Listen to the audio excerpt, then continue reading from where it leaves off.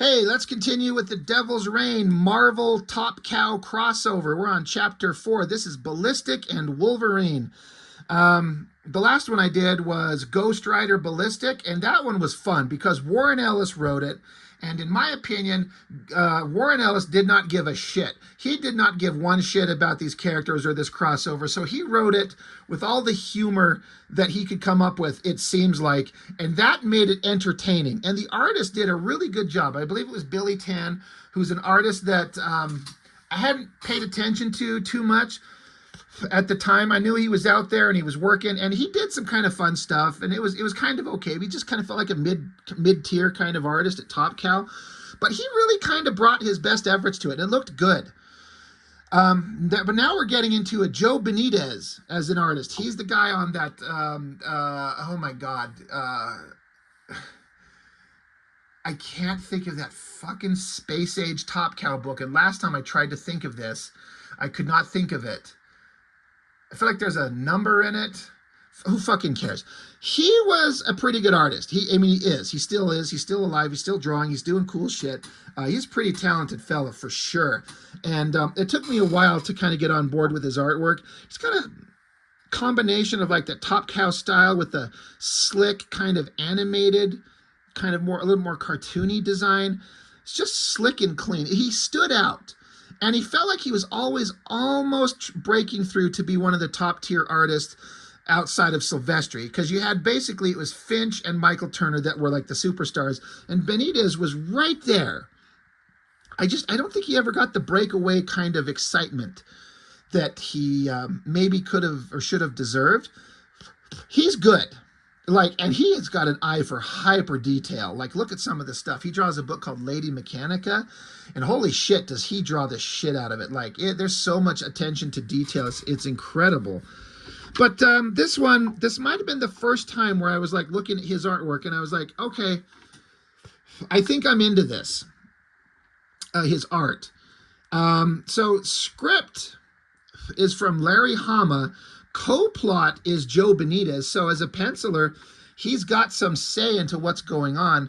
The last one, so yeah, it was Warren Ellis, and then I think before that there was a Walter Simonson writing. So is this a Top Cow art and then Marvel writers? Is that how they, I wonder if that, I never kind of thought of it that way. I don't think of Warren Ellis as a Marvel writer, but he certainly wasn't a Top Cow writer. When I think of Warren Ellis, I first noticed him doing stuff for Wildstorm, doing Stormwatch, and then Authority, and then he jumped over to Marvel doing the Ultimates. And anyway, all that aside, the basic premise is that Mephisto from Marvel Comics has invaded an alternate universe, the Top Cow universe, and therefore some Marvel heroes are following to stop him, and then they end up interacting with Top Cow characters. And like I said, Ballistic had teamed up with Ghost Rider, and at the end of that last issue, we saw a silhouette in a window right there at the end showing that Wolverine was around. And unfortunately, this is Bone Claw Wolverine. I fucking hate Bone Claw Wolverine, but that's just kind of where things were when this book was made in February of '97, so they got to kind of stick to that. So yeah, this is Wolverine. He's there, he's in town, there's a big giant party, he's smoking, and he's looking for some kind of club. And so as this opening page, it's kind of boring, but big double page spread of Wolverine on a giant bike. There is a lot of time and effort put into making that thing look accurate, like clearly using some kind of reference to get the engine correctly. That bike looks fantastic. There's Wolverine. He's looking for something. He's like, oh, ain't that something? They put a club named Dante's Hole in an old church. Great backgrounds all over the place. Benitez has got the skills. I like his face. He makes Wolverine look young in a way. I always feel like Wolverine might look best with some kind of, just a little bit of grizzled age on his face. The way that Mark Silvestri used to draw him, and I feel like even John Buscema used to draw Wolverine kind of that way. Some artists, like, I understand Wolverine's healing factor makes his age impossible to determine, right? We all get that. But I feel like it works best when Wolverine looks like, because he's a century old at least at this point. But again, I know his healing factor keeps him youthful looking. He doesn't look 100 years old. He's like a young, virile man. But I feel like it works best to make him look a little bit grizzled, like all the pain and suffering and death and destruction he's been through, you can read on his face, despite what his healing factor can do. All that being said, this kind of youthful-ish Wolverine, I don't mind. It looks pretty good. And he really leans into the big kind of Wolverine hair with the points and the sideburns and shit. It looks good. But Wolverine goes into this, what the hell? What was the name of this club? Dante's Hole. In other words, Satan's ass. It's like a gross BDSM club where people are in leather and chains and shit, doing weird, kinky, garbage nonsense. I wonder who chose this. I mean, it is supposed to be like Mephisto's here and affecting the world, so it's all about depravity and grossness. And okay, Benitez really gets into some of these designs with these weird, creepy humans, so it's kind of cool. Wolverine's walking through there. He doesn't give a shit. Some hot leather-bound monster hooker girl tells him, she's like, hey, you want me to rock your little Wolverine? And he's like, no, I don't want to, no thanks. This was funny. They got this little dude right here. I'm going to bring it up close. This little cartoony dude upside down getting tortured. I think this is supposed to be like a cartoony caricature of temporary Top Cow artist Anthony Chun. I think. I don't know. I don't know that by looking at the caricature and go, that looks like the guy, because I've never seen the guy, but I feel like I've seen this drawing with this guy with the glasses and the scarf. Somehow that if somebody knows better, please correct me, but that's in my head. Like, that's who that's supposed to be. And I think it's funny when the artists throw in background bits of your fellow studio mates, your homies. Hopefully it's done with good intentions, not fucking with them.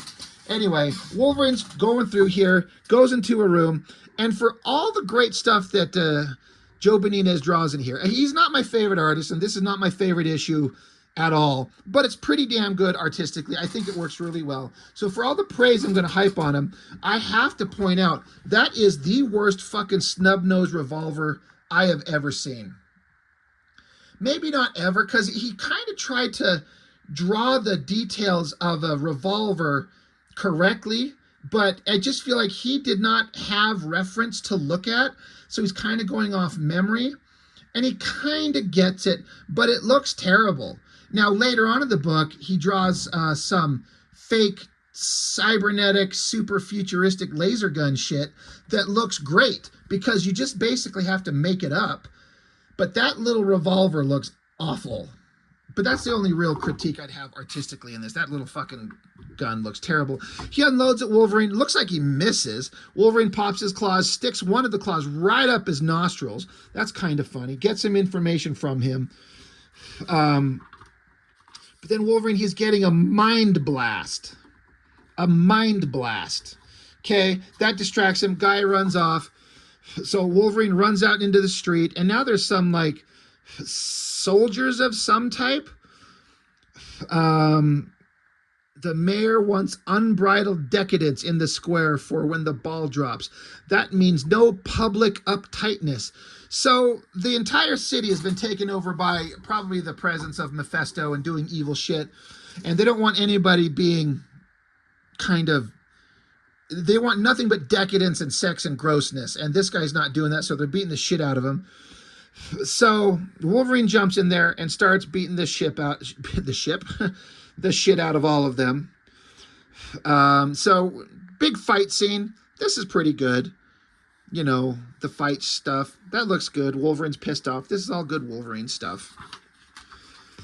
Then he gets zapped and knocked down. And so in theory, they might get him because they zapped him, knocked him down. They got a gun to his head, but then a bunch of gun sound effects. Wolverine jumps up. All these soldiers are dead. Oh my God, it's Ballistic.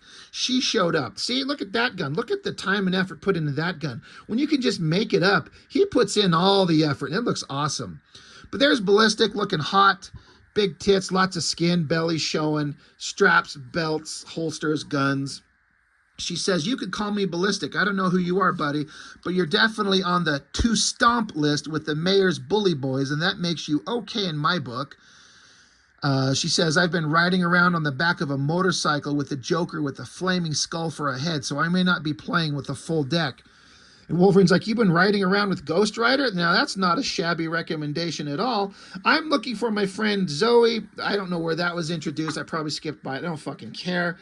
But they're like, hey, we should team up because this is a team-up book, so that's what we should do. So they team up. They go hide. They talk. They smoke. They chit-chat. We're making plans. We're going to do cool shit. Back at a church, and we got super bad guy. Now, this is supposed to be Heatwave, the boring third-rate Cyclops character. That's kind of a story element that was introduced a while ago where he kind of lost his mind and got possessed, and now he's the bad guy, and ultimately he's going to end up dead, and we're supposed to care that a founding member of Cyberforce has gone evil and he's going to die. Boy, holy shit, do we not care. Like, we do not fucking care. They chose the most boring character from the team and chose to make him the focus of a story, which, okay, but he's not interesting. But now he's bald, and he's evil, and he vaporizes guys, and so outside the window of this evil church that they're in, there's Wolverine and Ballistic zip-lining down, breaking through the window. It says, Brap Kashoom. And then I'm like, oh shit, we got to flip our fucking book on the side.